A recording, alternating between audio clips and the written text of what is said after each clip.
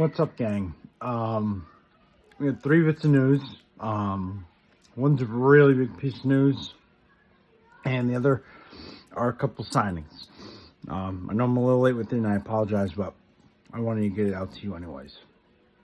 So, before I get into that, if you could hit that like, subscribe, and bell icon buttons, that'd be greatly appreciated. It's extremely helpful for the channel. Gives me great feedback on what you think of the content, as well as I don't want you to miss out on a single thing that I put out, because a lot's going to happen. A lot has happened, and a lot will continue to happen. So, I thank you all.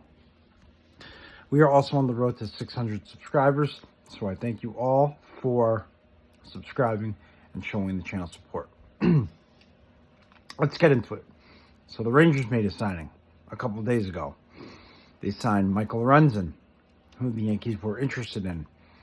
So Michael Lorenzan's going to the Texas Rangers on a nice deal. I'll put that link in the description below.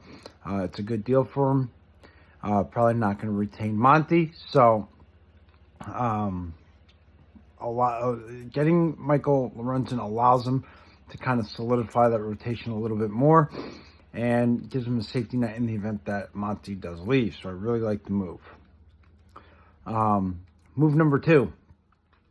Well, JD Martinez has a new home. He has signed a 1-year, $12 million deal with the Mets, which he signed last night. I will also put that link in the description below.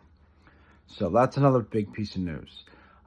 It's a nice move for them. Gives them a bat. Gives them somewhat of some stability for a year. And JD Martinez, he can still hit. He's a great hitter. Good offensive force for that team.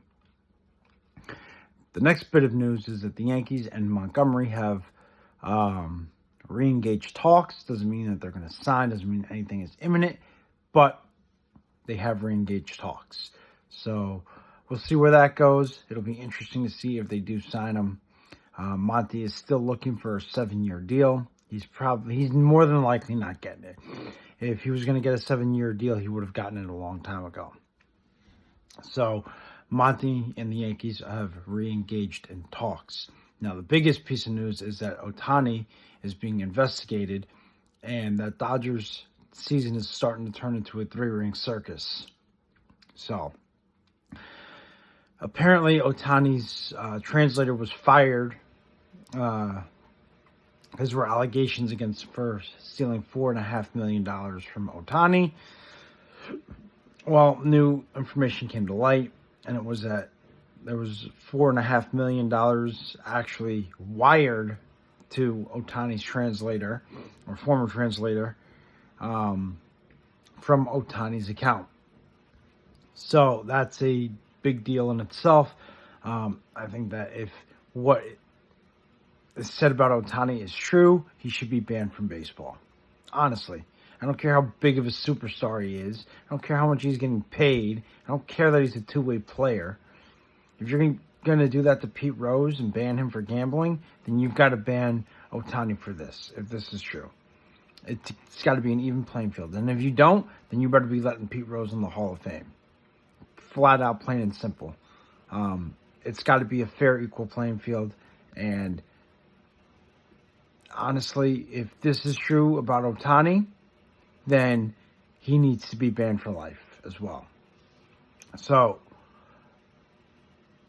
the difference between Pete Rose and Ohtani is that Pete Rose did it at the end of his career. Ohtani is doing it in the prime of his career. Or this is happening in the prime of his career. So that's the latest of now. I'll put all 4 links in the description below. You guys let me know what you think of all of this and what you think of the Ohtani situation. And let's get into it. Flood the comment section. I appreciate it when you guys do that. Until next time, have a great rest of your day. Talk to you later.